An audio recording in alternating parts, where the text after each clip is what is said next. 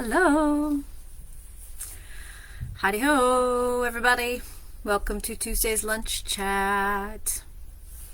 I am joining you here from the shop, like always. I hope you had a lovely weekend. I had a great weekend full of good yard work. It's been getting warm, but it is, the wind's not blowing. It's my favorite. I love it when the wind doesn't blow. I live in the wrong place for that. I understand. But doesn't mean I can't still fully embrace it when there is not even the barest breeze. Okay, I don't mind a small breeze. I won't usually admit to that because I feel like that's just opening the door for the wind to just, blow right in. But I really do detest the wind. It makes me tired.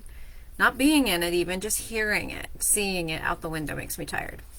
Y'all didn't come here to hear that. So anyways, it's been lovely and hot and still. So yay. Mary, you got your BSJ package. Why am I? Oh, your baby surprise jacket. Like, why did those letters seem so familiar, but I can't place them? Yay, that's great. That is the most fun.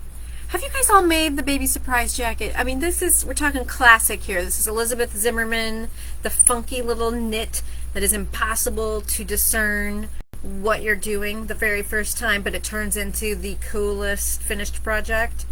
I feel like maybe it was more popular kind of 10 years ago, 15 years ago when knit blogs were getting going and everything, and people would pass it around, but we still carry this pattern just because it is such a classic. You can make it in a really wide variety of yarns, and just you end up with different sizes, and it's really good for leftovers. Maybe I'll have to go into a deep dive with that. That might be kind of fun. So yeah, Mary was sharing that she is going to make a baby surprise jacket with the Appalachian Baby Organic Cotton, because we have one on display here and it is adorable. So adorable. Oh, right. Yeah, Martha, cicadas. I am grateful. Those things really kind of creep me out. We don't really get them much here, but we do every now and again, and sometimes they sit in the cherry trees and buzz and it does look confusing, that baby surprise jacket. Oh, does it ever. But I promise you, Mary, if you just take that pattern at absolute face value and do not question anything, it will all work out okay. I think we definitely should do a deep dive on that. That would be really fun. I'm going to make a note. Please allow me to make a note, because you guys, if I don't make a note, it's like a sieve up here. Future video. Baby surprise jacket. Okay, done. Oh, you guys. Yes, I am wearing my Beekeeper. I am week 2 now. We're going to cover the past 4-day knit-along sweaters as we lead up to the big reveal of this year's sweater. And so Beekeeper is what, 2018? Right? Yeah, 2018. And so this one was so fun. Right up my alley here. I'm wearing mine in the Polworth Shimmer DK from Knitted Wit. That's one of the yarns that Marie designed it with. And so yeah, if you can tell, we've got this fun little bee pattern that's featured all over it. And of course mine's not too long because I'm a shorty little thing. And this is a funky little pattern because as I was refreshing my memory so I could talk about it, it was knit with DK yarn but at 4.5 stitches to the inch. So like this year's sweater is also calling for DK at 5 stitches to the inch, and that's kind of on the not loose side, but just it's heading towards the looser side of DK. Well, 4.5 stitches is definitely not a DK gauge, so that's more of a worsted gauge. And so this was meant to be a kind of a looser drapier fabric, and it is. It's really lovely. But the other fun thing about having a sweater at 4.5 stitches to the inch, hi Z, is that you have a really broad range of yarns that you can make it in. And so I have pulled a few of our favorites out here to show you guys. So if you have yet to make a Beekeeper, I highly recommend it, or maybe you need to make a second, or if you're Kim McLaughlin or Pellissier, you need to make a third. She just posted that she loves her 2 Beekeepers. So let's talk about yarns that you could use to make Beekeeper, yeah? All right, so starting with the actual DKs, which is what it's recommended for, we've got Scout. We had lots of people using Scout, holding it upside down, for their Beekeeper that first year. So 274 yards. This is a DK, so this would definitely be knitting it to a looser kind of drapier gauge as intended. Then we've got the Tosh Farm Twist. This would be so fantastic. This would make a gorgeous Beekeeper. And this one's 225 yards, so another great option. Oh no, I snagged the yarn. I have a snag in my fingernails. And Deseos from Laneras. This would make a beautiful, beautiful Beekeeper. So this is 215 yards, and yeah, that would be gorgeous. So those are the 3 DK options, and we actually have some juicy DK from Farmer's Daughter in just a few shades, so we don't have a ton, but we do have sweater quantity in a couple. That would also work. I didn't pull one to bring in here, but that would be absolutely great as well. Okay, Kim's laughing. Do you want a lighter color to show your Beekeeper pattern? I definitely do feel like you would want something that's more reflective, maybe, so that maybe the fiber content is helping with that. So silk or nylon in the mix, and then or lighter color, I think. I mean, so this isn't, I wouldn't call this like a light color, but it's a bright color, if that makes sense. You know, it's like a very saturated color, but it's not pastel or light in that sense. And this, obviously, it shows really well. But yeah, that was a great question, Rachel, and I think that you do want something on the lighter side. Like, I probably wouldn't use like the really, really dark colors of Farm Twist that we have right now, but the lighter one, like the Star Scatter, would really work. And then ditto for the Juicy DK, which I didn't bring in here. They are darker colors. I think the York would work. And now I forgot. I don't think the dark brown would work, but I forgot the third color that we have sweater quantity in. But anyway, yes. Okay, so here are some great worsted weight options. So these are yarns that I think still would give you a nice light fabric at 4.5 stitches to the inch. Even though they're worsted weight, they're the ones that I think fit on the lighter side of worsted. So that would include Ultra Wool, classic washable wool. Great value for the, what you get. It's 220 yards, and it's beautiful. I really do love that superwash. Rios, oh, this would be gorgeous. I'm holding English Rose up right now in the Rios, 220 yards, again, would work really well. Ultra Alpaca, if you want that nice gold color, but you want this sweater to be a little more fall winter than all season, Ultra Alpaca would be great. So Marie's original Beekeeper is in like a nice gold color. And Woolstok, again, with the gold. So Woolstok, great. That would be great at 4.5 stitches to the inch. Just like right on point. So yeah, really, really, really good range of options. Oops, I forgot one. And the last but not least, Lanas. So again, this is Berroco's other big workhorse. Ultra Wool being the washable one here, and then Lanas being the non-super wash. You know we love our Lanas. We're always talking about Lanas out here. So lots and lots of great options for Beekeeper in the worsted and DK range. I almost said the worsted, like weirdsted. I don't know where I got weird. How about the wool cotton? 4.5, you know, I think it would be fine, actually. That's a great point, Kim. I totally spaced that. I didn't walk far enough around the corner. So Kim asked if the Tosh wool cotton would work, and I think it will. I would have said no, because the gauge, what I would have thought would be too loose, except this, the sample that Jill made is 4 stitches to the inch, and it's lovely and drapey, and so 4.5 is absolutely doable. In fact, it might even be a better fabric.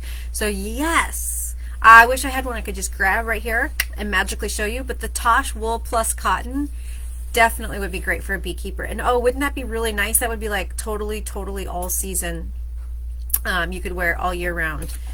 So yes, very good. Thank you for pointing that out, Miss Kim. Yeah, how did we talk about pancakes? I can see there's discussions of pancakes in the comments. Oh, now I want pancakes, you guys. I'm really hungry today for some reason. So hi, Campbell. Campbell's being a good shop girl. She's taking out the cardboard. Yes, it's going to be 95 degrees here today. This sweater's not going to last, I'm sure, as you can imagine. This is 100% for the benefit of our little video here, but very hot for a little bit here. Don't worry, you guys. I'm still going to be knitting. Don't worry. I don't stop.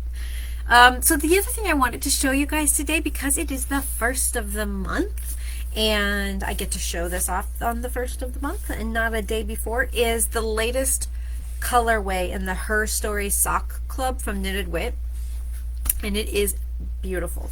All right, here it is.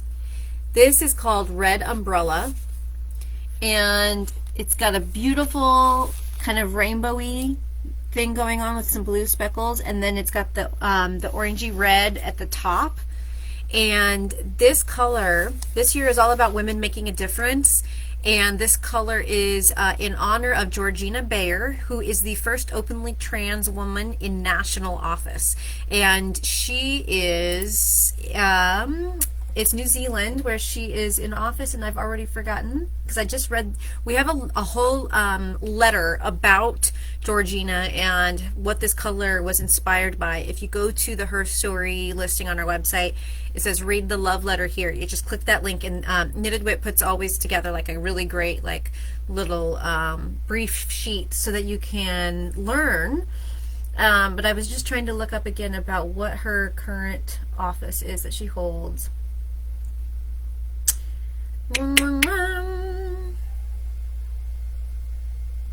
National office. There's got to be something. Maybe it just says that. So at any rate, this is the colorway for her. So Red Umbrella is a mix of the pride flag, like the rainbow pride flag, and then the red umbrella, which is a symbol of support for sex workers. So anyways, super awesome colorway. And these colorways have been selling out within a few days of the beginning of every month. So if you're a collector of the HERstory Sock colorways, or you're interested in this one, I would not dilly-dally, because they don't stick around for long. So I'm catching up on comments here. Campbell, Julia says hello. Camped, that's great. Camping and eating, I fully endorse camping and eating. I would love to go camping. I miss having a trailer. We used to have a trailer that we would take the kids out, and it was a lot of work. It was mostly a lot of work for my husband. Guess who doesn't miss the trailer? That's my husband. Yeah. All right, you guys, I got my mojo back a little bit with the designing bug this weekend, and I have a whole bunch of things in the works, but of course I can't really show them to you yet. But I'm excited because it's been, except for my Good Vibes shawl that I designed last summer, it's been kind of an 18-month dry spell where I haven't designed anything. And I used to do, actually slightly longer than that. Yeah, 2 years, because I used to do a project club every year. It was kind of like a CSA where you got your yarn, an exclusive new pattern, and some other fun stuff. And I took a break from it in 2019 after doing multiple years back to back, and then 2020. I mean, I don't have to explain 2020 to y'all.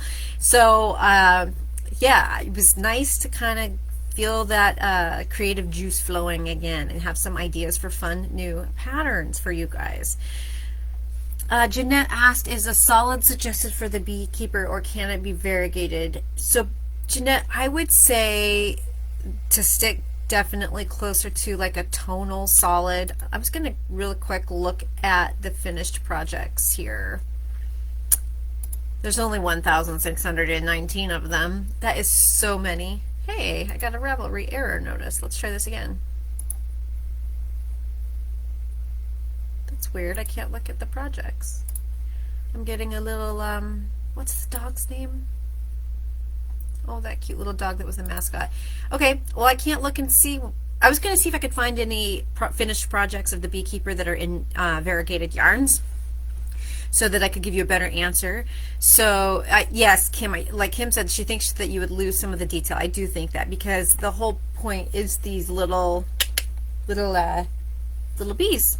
And if you had too much going on with color, I think they definitely would be lost. But like this yarn, you can tell is tonal, like it's kettle dyed. There's some fluctuation in the intensity of the pink in places. That totally works. So yeah.